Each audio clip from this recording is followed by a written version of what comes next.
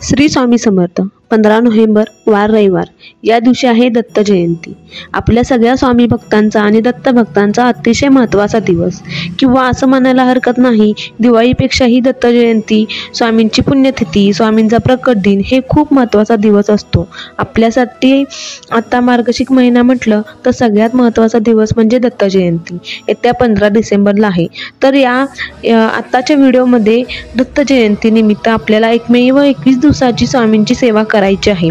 ती कधीपासून सुरुवात करायची, कशी करायची या बाबतीत माहिती आपण बघणार आहोत. कृपया करून व्हिडिओ सगळा बघा, म्हणजे तुम्हाला तुमच्या प्रश्नांची उत्तरे मिळतील.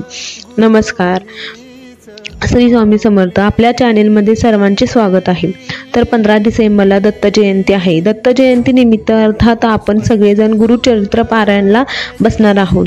तर काही अडचणीमुळे आपल्या पारायण करणं शक्य होत नाही. अगदी लहान बाळ आहेत, प्रेग्नन्सी आहे, घरात विटाळ सुतक आहे, याच्यामुळे आपल्याला पारायण करणं शक्य होत नाही. पण या 21 दिवसामध्ये म्हणजे 25 नोव्हेंबर 2024 ते 15 डिसेंबर 2024 या 21 दिवसाच्या कालावधीमध्ये आपण दरवर्षी महाराजांची सेवा करतो. ती आपल्याला करायची आहे. 21 दिवस कशी करायची ते आता सुरुवातीला बघूया.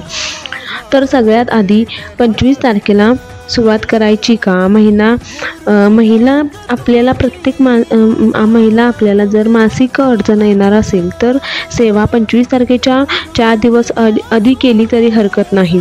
25 तारखेनंतरनं जरी अडचण आली तर ते 4 दिवस आपण सोडू शकता. आता आधी सेवा कुठली करायची? सेवा आपल्याला श्री स्वामी समर्थ सारामृत हा ग्रंथाचा पारायण करायचे आहे. दररोज 21 अध्याय पठण करायचे, म्हणजे आपले 21 पारायण पूर्ण होतात. बघा, 21 अध्याय स्वामी चरित्र सारामृत मधले सगळ्यांना माहीत आहेत. तर रोज आपल्याला एक पारायण करायचे आहे. आता एक पारायण करायचं म्हणजे संपूर्ण अध्याय पठण करायचे, म्हणजे एक पारायण होतं.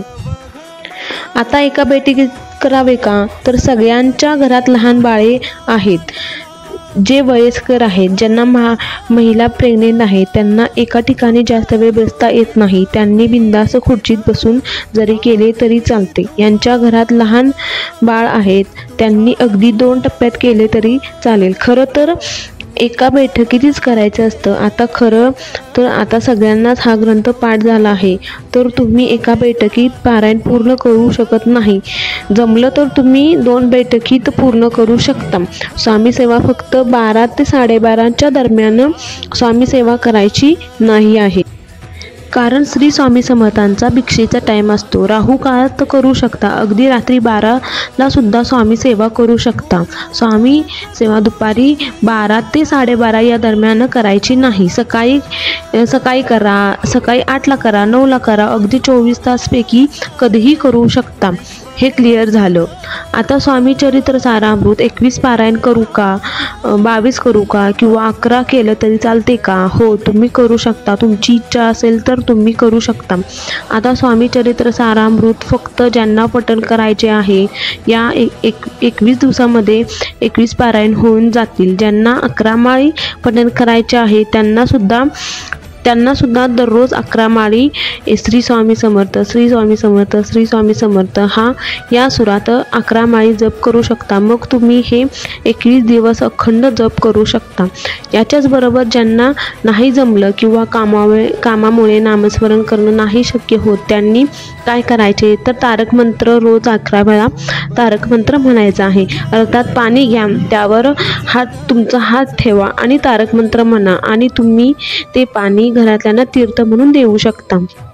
ज्यांना तिन्ही सेवा करणं शक्य होईल त्यांनी या सेवा तुम्ही करू शकता, किंवा ज्यांना जे जमते ते तुम्ही करा. आता याच्याच बरोबर हे पारायण करताना नियम काय पाळावे? तर श्री स्वामी चरित्र सारामृतचं पारायण करताना कुठलेही ब्रह्मचारी पाळायची गरज नाही. फक्त परान्न खायचं नाही, मांसाहार अजिबातच खायचा नाही. आता याचबरोबर स्वामी सेवा सुरू करण्याच्या आधी स्वामींना तुम्ही साकडं घाला. तर तुम्ही केंद्रात नारळ, खडीसाखर घेऊन जा. महाराजांना म्हणा, करता करविता तुम्ही आहात. तुम्हाला जो संकल्प आहे तो तुम्ही स्वामींना सांगा, प्रार्थना प्रकार आहे. 21 दिवसाचं पारायण तुम्ही माझ्याकडून करून घ्यावे अशी प्रार्थना करायची आहे मनोभावे. खरं तर तुम्ही स्वामींकडे काहीही न मागता पारायण करायला सुरुवात करा, कारण स्वामी जे देतात ते तुम्हाला तुमच्यासाठी योग्यच आहे. तेच स्वामी देतात. म्हणून कोणतंही साकड न घालता तुम्ही पारायण करायला सुरुवात करा. श्री स्वामी समर्थ. थोडक्यात माहिती आहे. आवडली असेल तर कमेंट बॉक्समध्ये सांगायला विसरू नका आणि याचबरोबर व्हिडिओला शेअर करा, लाईक करा आणि आपल्या चॅनेलला सबस्क्राईब करायला विसरू नका. धन्यवाद.